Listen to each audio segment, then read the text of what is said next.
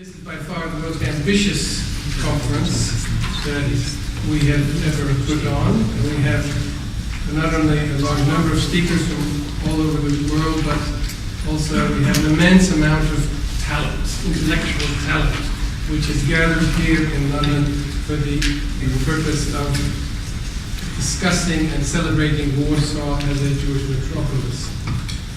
And now I'd like to turn the podium over to my colleagues, to Francois Benet, who is really the one behind this conference with Professor Glenn Downer from America, and they are the driving force behind pulling this conference together. To look at this community, which has been for 2 generations more or less the largest Jewish community in the world, to look at it as a community, how it worked, how diverse it was, how the diverse segments cooperated or were in conflict with each other, has not been discussed sufficiently in our understanding.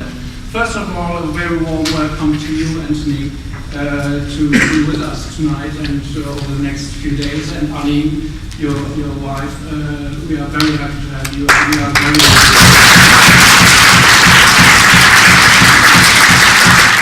It is possible to say we have 2 people in this room who are really in their own way a personification of the Polish-Jewish reconciliation, Anthony and somebody else whom I'm about to introduce. Please join me in welcoming Professor Norman Davies.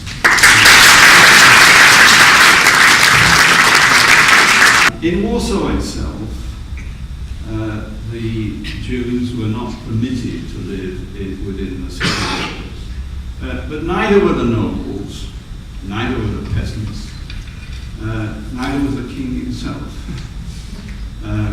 What this meant was that round the city walls a number of districts developed, usually on land that was owned by the nobles, and which from the 16th century onwards in particular were heavily populated by Jewish traders. So the Jewish Warsaw was part of the same urban area, but not within the strict limits of the city.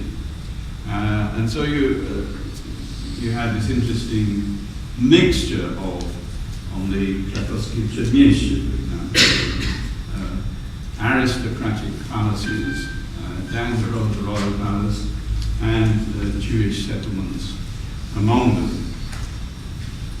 Here is Charles Dunfer, who teaches history at Eton University, and he's going to be speaking about happy communities are all alike. Every unhappy community is unhappy in its own way.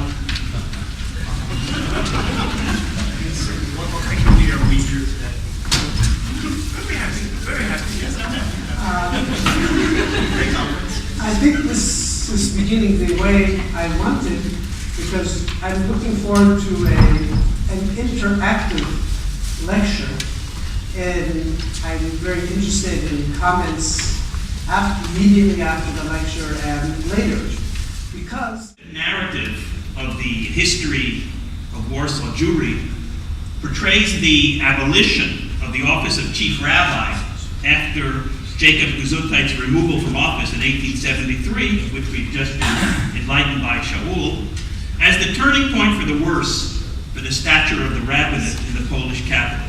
Do we have Misnactic rabbis who reflect, and this is a question to the whole panel, who reflect on this shift from being a judge to being a spiritual leader?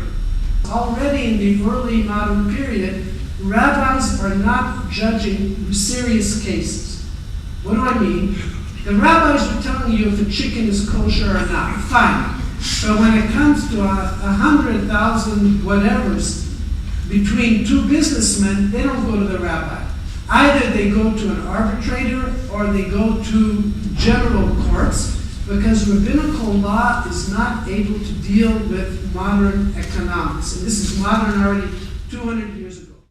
The first issue of Chaim appeared on 22nd of January 1908, and it was founded by an energetic journalist, Shmuel Jacka, as a continuation of the daily Yiddish Tagua. which Yatzkan had published since 1906. The Jewish world, as depicted by Heine, had two poles. One pole was St. Petersburg. The second pole was Warsaw, a city with the largest percentage of Jews within the empire and within the whole of Europe as well. In a series of bulletins published by Sholem Aleichem on the pages of Heinz in 1913, the author's literary hero, Menachem Mendel, is brought back and plotted deep into the city of Warsaw.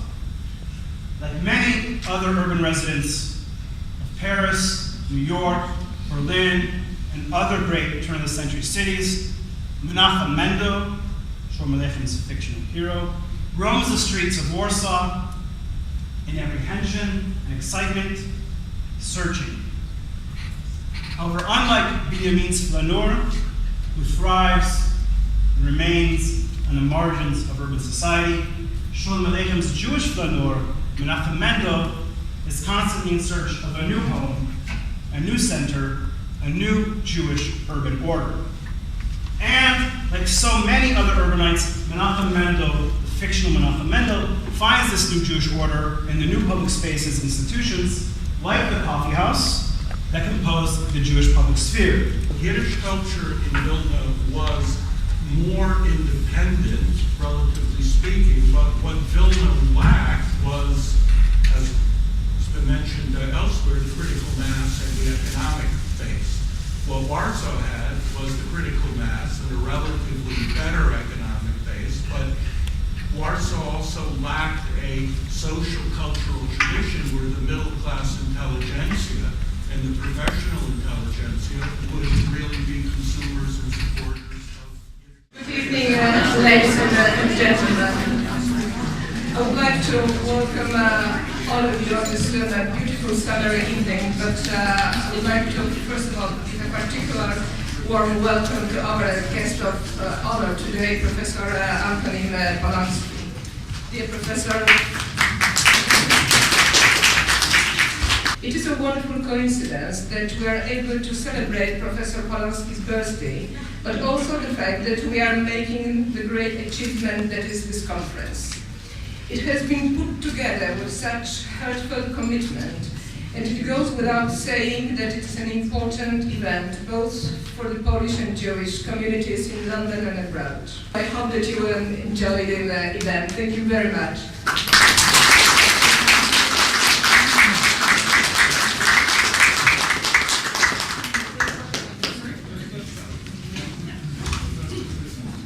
Panie Ambasadorze, drodzy przyjaciele. Friends, this is a wonderful celebration, and I'm deeply moved by all those people who have made it possible. I'd like to thank the ambassador for making the embassy available, for the staff for putting on this wonderful spread, to Francois Guinea and Glenn Diner, who've organized this conference, and to all my friends and students. This is not only a celebration or commemoration for me. This is a celebration of the great changes which have taken place in Poland since 1989 and indeed before.